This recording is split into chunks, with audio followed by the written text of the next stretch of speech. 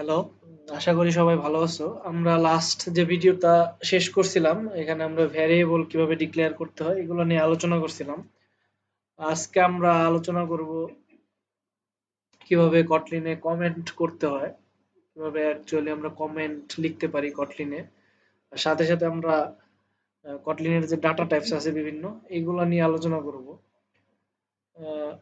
কটলিনে comment বলতে আমি একটা কোড লিখতেছি, কোডের মধ্যে কমেন্ট কেন থাকবে, কোডের মধ্যে আমরা যাতে আমরা কমেন্ট লেখা মানে আমি ওটা কিছু একটা লিখবো, যে আমি একটা কোড লিখলাম ওইটার মিনিং আমি লেখার জন্য, এটা দ্বারা আমি অন্য কেউ আসার পরে যে কোডের কিছু বোঝে না তার জন্য যাতে এটা মিনিংফুল হয়, যাতে সে আসা বুঝতে পারে না এটা মানে হচ্ছে কি এটা, এই জন্য হচ্ছে আমরা কমেন্ট লিখতে পারি।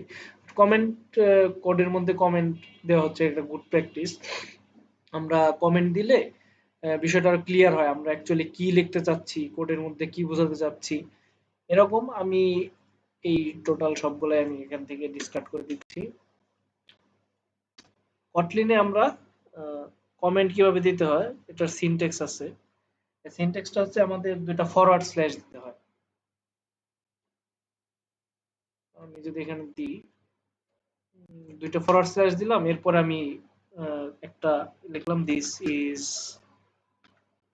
মাই ফার্স্ট প্রোগ্রাম। এখন আমি যদি এটা রান দিই, এই মেইন ফাংশনটা যখন রান হবে তখন সে হচ্ছে গিয়ে এটা এক্সিকিউট করার সময় দেখবে কি আমার এখানে দুইটা ফরওয়ার্ড স্ল্যাশ আছে, এরপরে লেখা আছে this is my first program. So Kotlin compiler যখন এটা সে কম্পাইল করতে যায় তখন সে হচ্ছে কি দেখতেছে এটা একটা কমেন্ট, সো এটা হচ্ছে সে ইগনোর করবে আর কি, কম্পাইল টাইমে সে এটা ইগনোর করবে। এখন আমি এখানে যদি প্রিন্ট করি,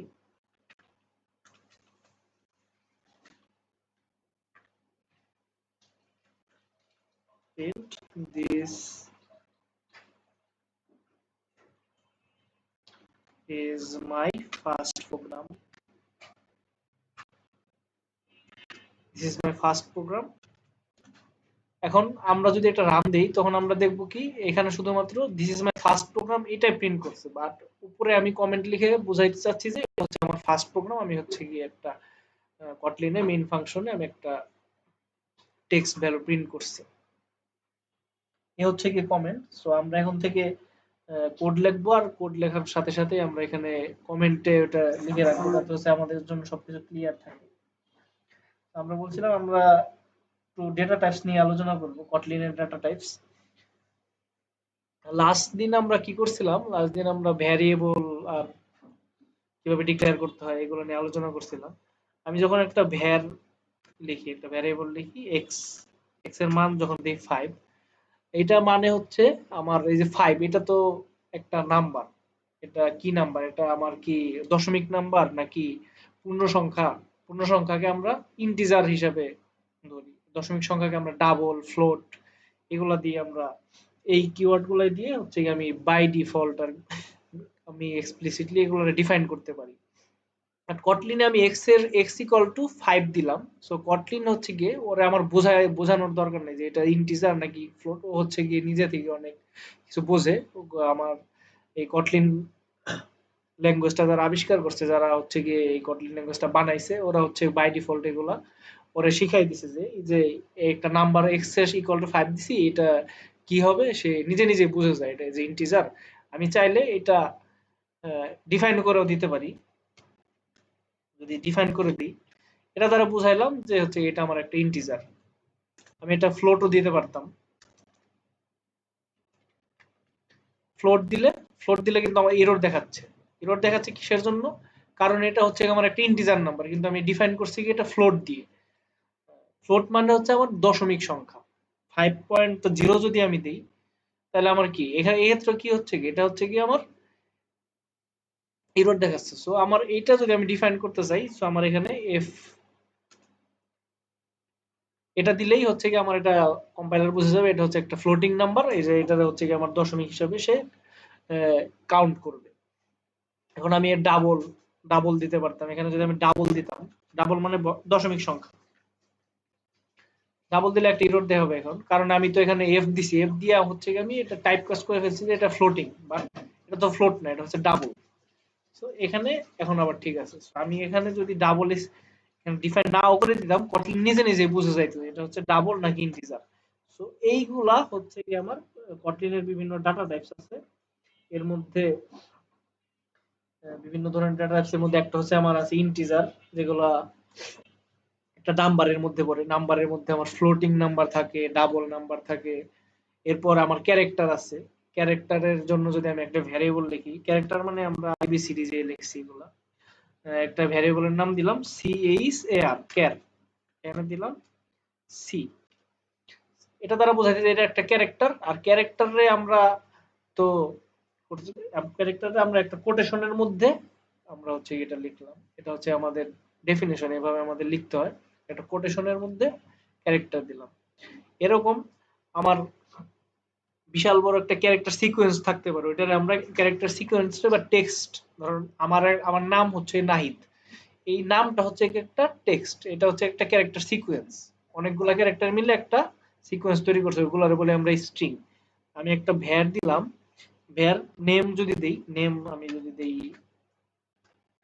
নাহিদ, সো এটা হচ্ছে কি আমার একটা স্ট্রিং, স্ট্রিং টাইপের ডেটা টাইপ। আবার আরো ধরনের কিছু আছে, আমরা এগুলো নিয়ে আলোচনা করবো। অ্যারেস, আমরা আপাতত নাম্বারের মধ্যে থাকি, আশা করি এই পর্যন্ত সবার ক্লিয়ার। সো নাম্বারের মধ্যে হচ্ছে আমার আছে ইন্টিজার, ডাবল, ফ্লোট, আপাতত এই তিনটা শিখলেই হবে। তারপরে আমাদের হচ্ছে কি লং আছে, বাইট আছে। সো আমরা কি কখন বাইট ইউজ করি, বাইট মেইনলি আমরা মেমোরি এফিসিয়েন্সির জন্য ইউজ করি। দেখা গেল আমি জানি কোন একটা প্রবলেমে আমার বলা আছে যে আমার সর্বোচ্চ এত থেকে এত রেঞ্জের মধ্যে আমার সংখ্যাটা হবে। তো ওই ক্ষেত্রে আমরা ওই বাইট ইউজ করব, তারপর আনসাইন্ড নাম্বার ইউজ করব, ওইগুলো আমরা পরবর্তীতে আস্তে আস্তে জানবো।